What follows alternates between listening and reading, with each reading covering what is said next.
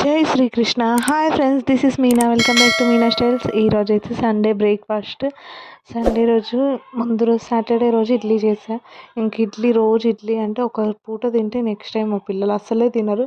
అందుకే ఇంకా ఊతప్పలాగా చేస్తున్నాను. దీంట్లోకి ఇంకా క్యారెట్ అయితే ఉత్తిగా తినట్లే, అసలు సాలెడ్లా చేసినా తినట్లే. అందుకే క్యారెట్ ఎక్కువగా చాపింగ్ దాంతో మంచిగా చాప్ చేసేసిన. ఇంకా ఆనియన్స్ కూడా సన్నగా కట్ చేసి పెట్టాను.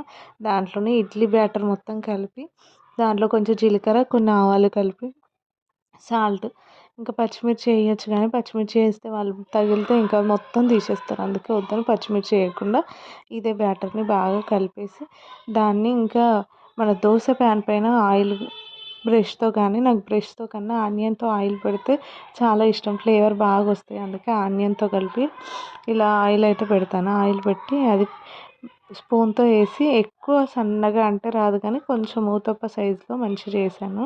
చేసి దానిపైన ఏదైనా కప్పి ఉంచితే మంచి ఈజీగా లేచేస్తుంది. అలా చేశాను, ఈజీగా వచ్చింది. టేస్ట్ కూడా బాగుంది. మళ్ళీ ఇంకా ఇడ్లీ బ్యాటర్తోనే కాబట్టి ఒక ఇడ్లీ బ్యాటర్ ఉంటే 2-3 టైప్స్ స్నాక్స్ చేస్తాను నేను. ఇంకా బ్రేక్ఫాస్ట్లు కూడా అంతే.